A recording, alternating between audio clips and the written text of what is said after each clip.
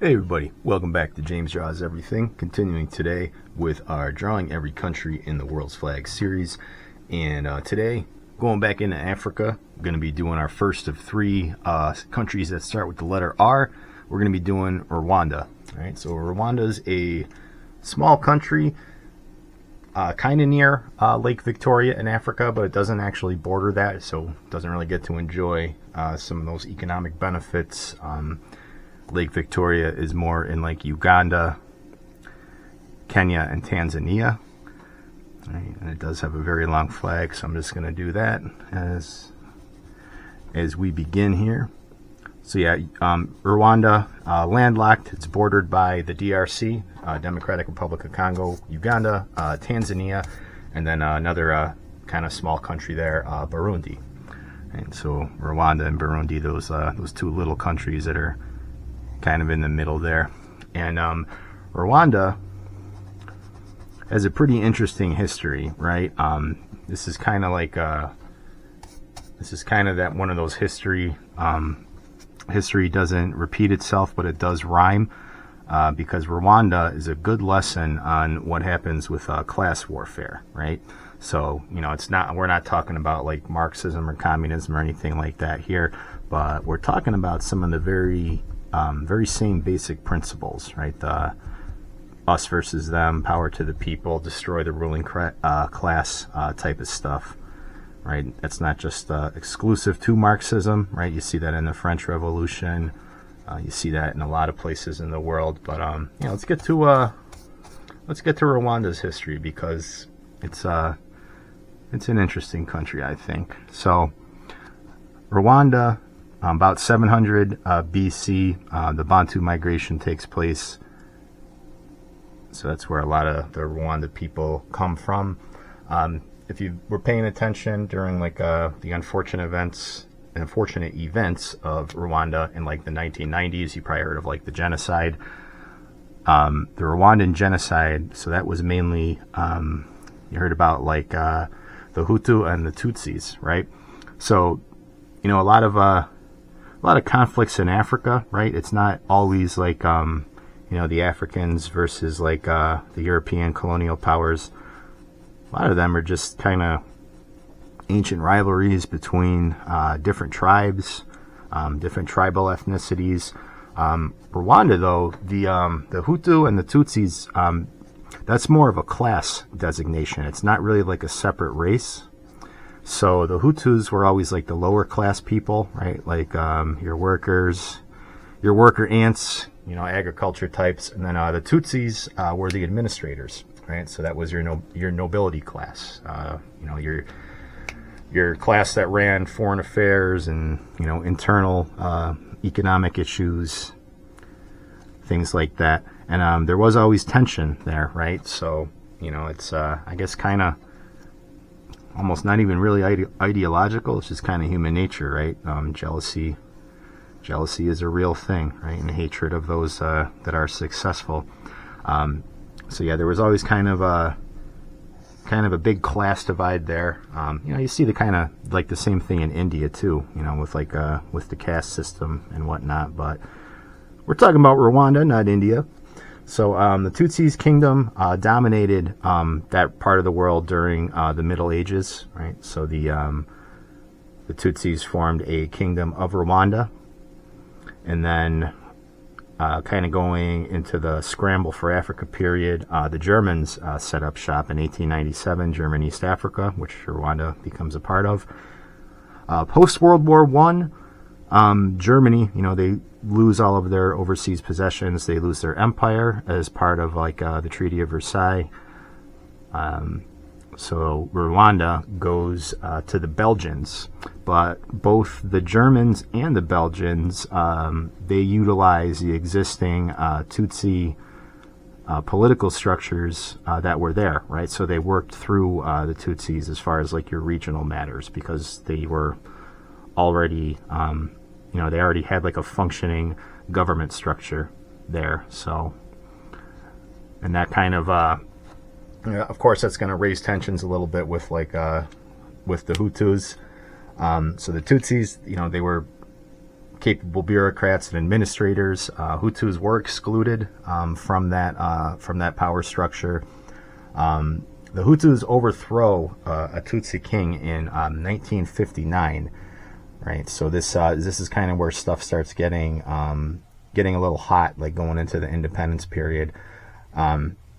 Some Hutus, though, they actually could become Tutsis. If that kind of stops like during the independence movement, though.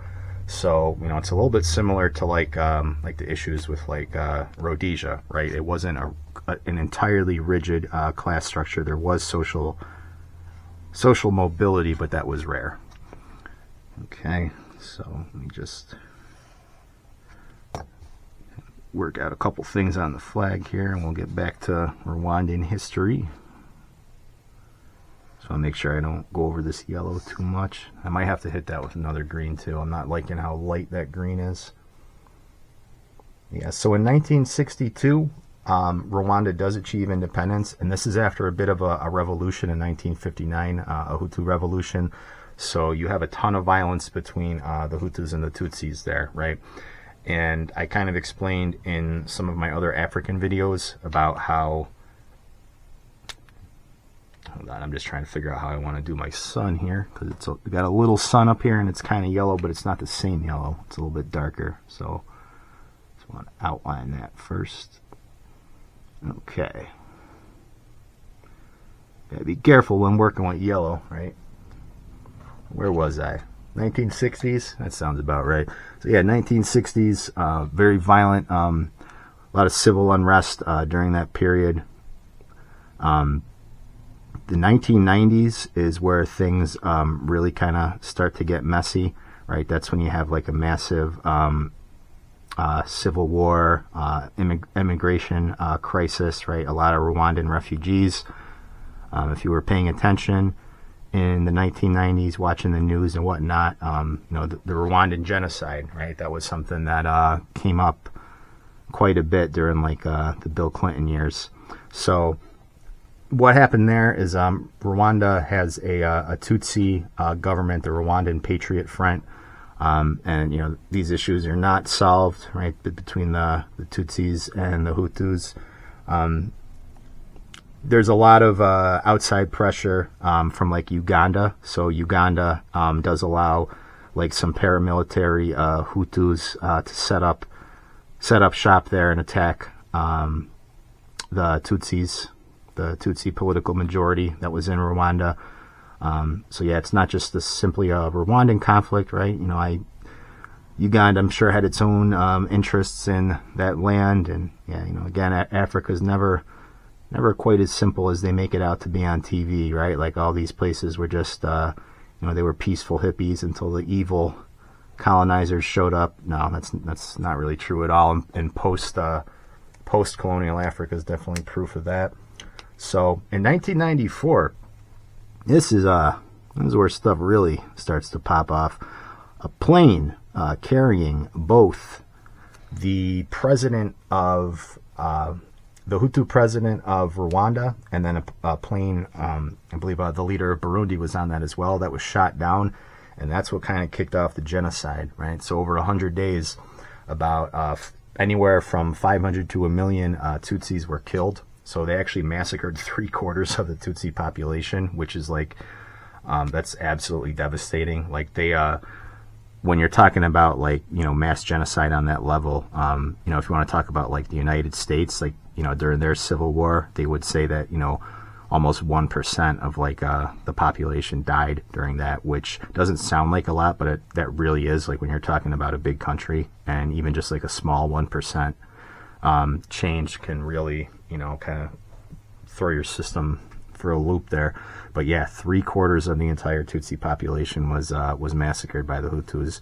So Rwanda pretty much degenerates into full-blown chaos, right? Because their leadership structure is just decimated, and there kind of was a reason why the Hutus were not, in political power, because they didn't have, the administrative capabilities. So, all that power to the people, like equal voice kind of stuff, it sounds good on paper, but when you see it actually play out, you see it in communism, you see it in like,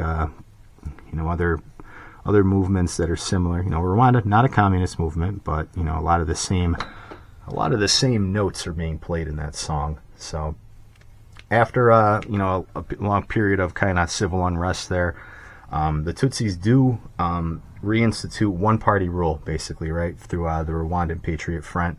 So yeah, so the RPF basically has had one-party rule in Rwanda since 1999, and believe it or not, Rwanda today is actually one of the more safer and prosperous countries in Africa. I kind of alluded to this in Zimbabwe with like the world travel advisories.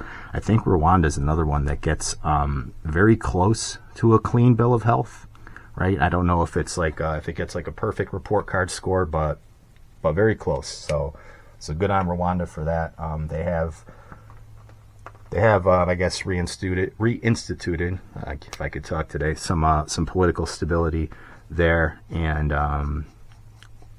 yeah, so good on Rwanda. You know, again, here at James Draws Everything, we don't hold any ill will. We hope for the best for all of these countries. So with the Tutsis basically back in charge with one-party rule, I mean, I'm sure that doesn't sit well if you're like if you're one of the Hutus, the lower class in Rwanda. But hey, you know, hierarchy exists. It's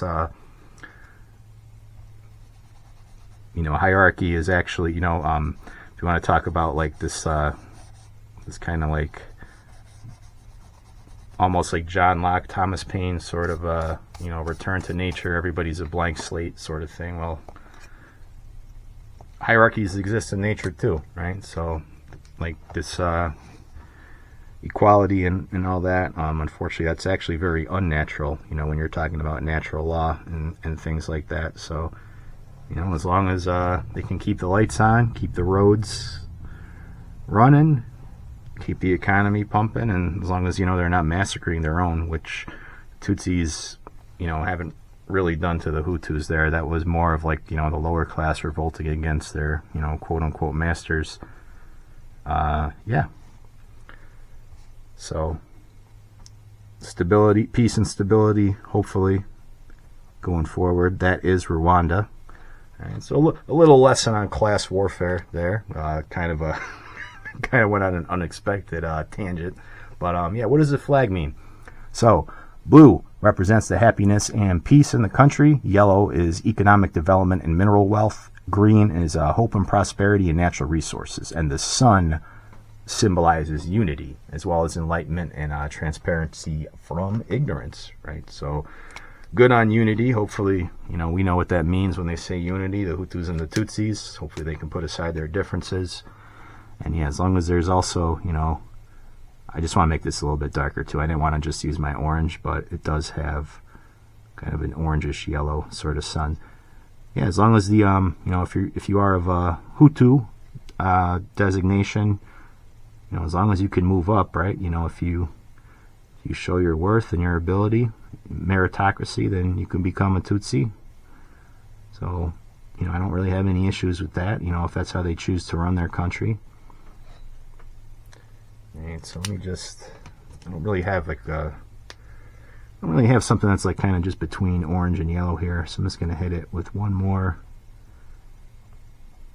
quick little blast of yellow, and then we'll just go ahead and use that blue and just kind of just accentuate some of those points on that Rwandan star of unity, or sun of unity. And I think we're just about done. All right, everybody. So that's Rwanda. Let me know what you think. Like, comment, and subscribe, and I'll catch you on the next video.